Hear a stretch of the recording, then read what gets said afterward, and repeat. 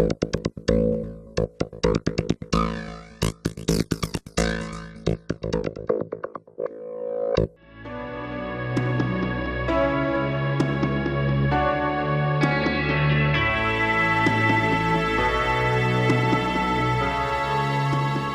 prieteni și bine ați venit! Astăzi, în mâinile mele, am încăput noua Mazda 3 Takumi cu motor pe benzină de 120 de cai și o transmisie manuală în 6 rapoarte.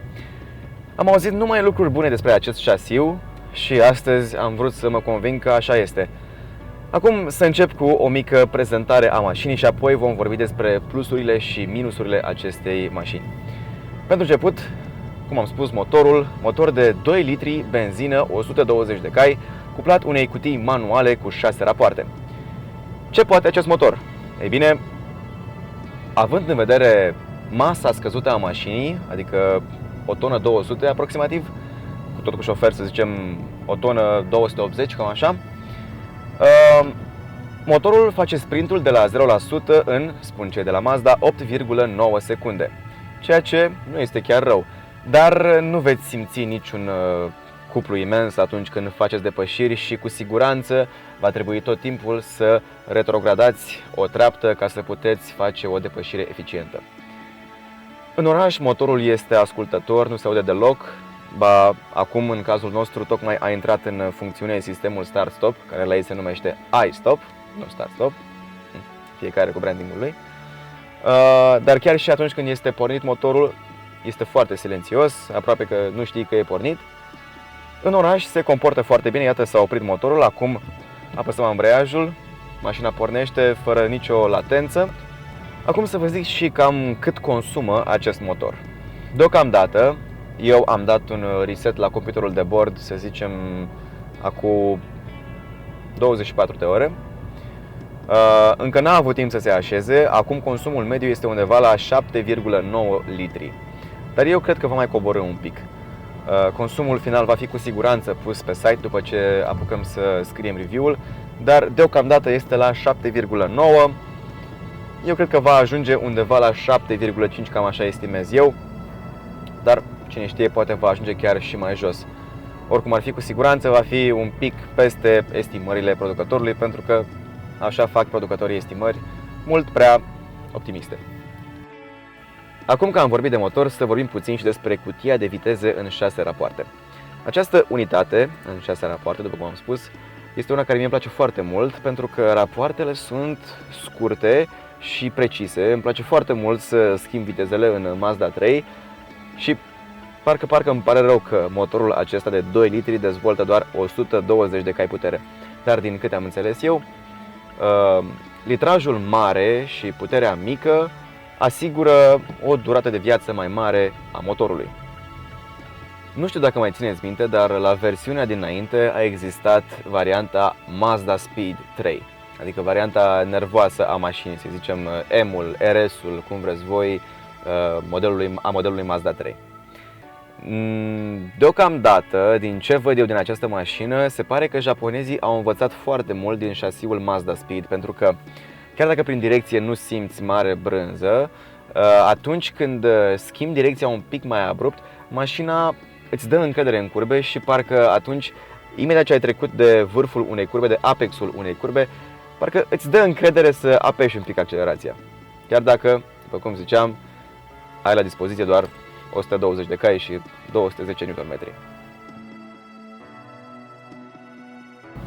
Nu putem să discutăm despre Mazda 3 fără să aducem în discuție exteriorul.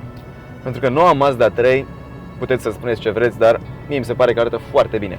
Este o mașină cu niște linii foarte îndrăznețe, care dă bine în orice situație. Și mai mult, versiunea noastră, Takumi, are jante negre, care arată superb. Culoarea se numește Gunmetal Grey, dar arată superb. Acum, păstrând tema exteriorului, trebuie să vorbim și despre evacuarea dublă. Puteți să spuneți ce vreți, dar eu am crescut în anii 90 și pe vremea aia evacuarea dublă era o chestie super mișto și chiar și acum îmi place foarte mult. Chiar dacă, din nou, nu e un motor prea mare, dar parcă Mazda face mașina asta agresivă din toate punctele de vedere. Dacă, la fel ca noi, vei conduce foarte mult prin traficul bucureștean sau prin traficul vreunui oraș mare, atunci vei sta foarte mult în mașină. Și o să începi să te bucuri că ai cumpărat Mazda 3 din punctul de vedere al vizibilității și al poziției la volan. Scaunele sunt, cred că, cel mai bun compromis între sportivitate și confort. Sunt foarte, foarte bune scaunele. Mi-am găsit incredibil de ușor o poziție confortabilă și stau și un pic drept, adică o poziție un pic agresivă, un pic sportivă de condus, dar în același timp stau și foarte confortabil, scaunele nu sunt tari, nu mă zgâlție mașina și aici intră în joc și suspensia mașinii, care parcă este fix în acel punct perfect în care e destul de moale pentru a fi confortabilă, dar destul de tare pentru a fi un pic sportivă. Vizibilitate, văd bine în stânga, în dreapta oglinzile sunt mari, în față, chiar și în spate. Varianta noastră are și cameră pentru marșalier, deci nu avem problemă cu vizibilitatea în spate. Ce mai? Din punct de vedere al utilității în viața de zi cu zi, nu vei avea probleme în Mazda 3.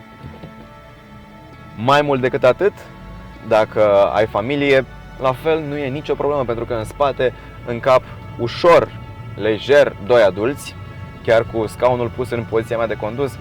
Eu am destul loc la genunchi și la cap în spate încât să nu mă plâng absolut deloc.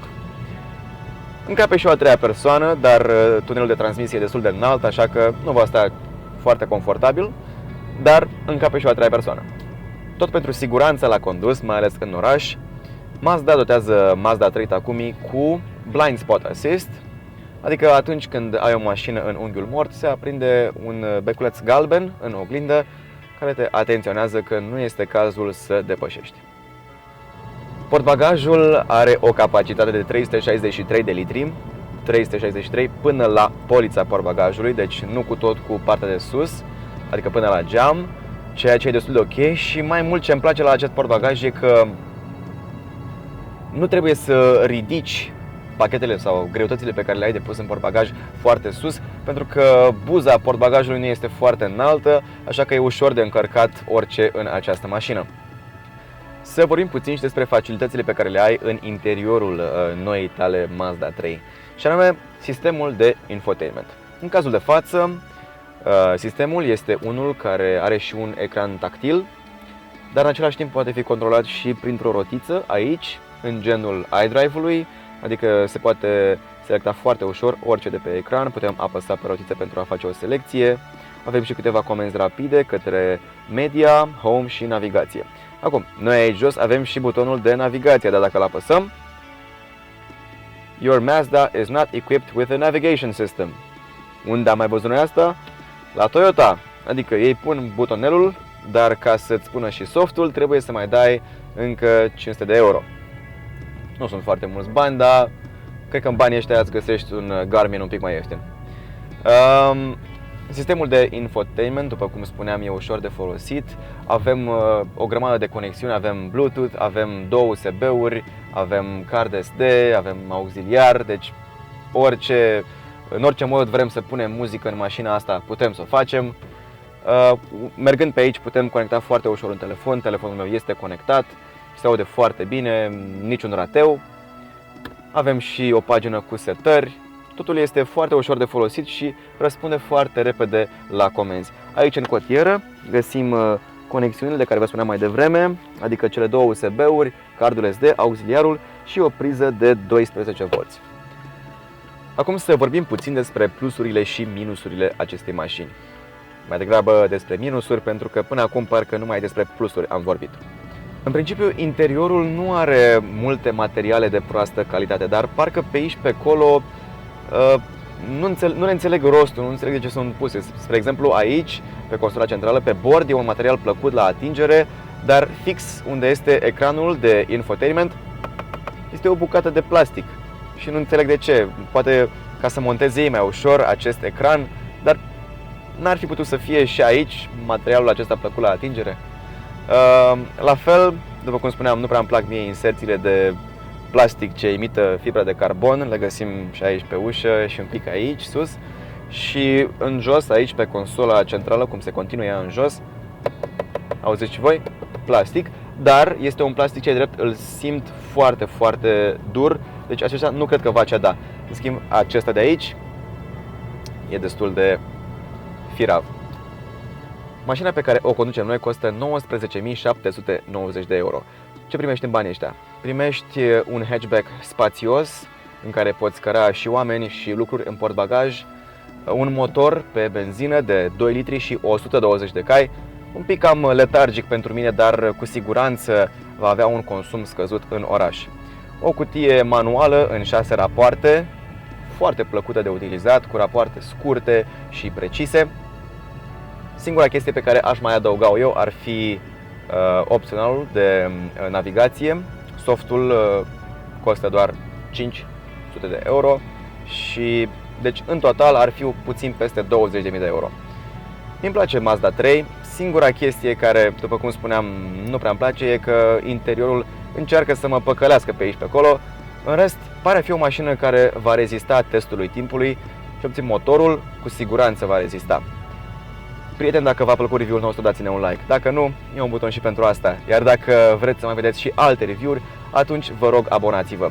Și dacă sunteți posesori de Mazda 3, atunci a acestui model sau a modelului de dinainte, atunci vă rog comentați și spuneți-mi părerile voastre despre mașină, ce s-a întâmplat, cum v-a servit această mașină și dacă a fost așa cum v-ați așteptat. Până atunci, ne vedem pe eBlog Auto. La revedere!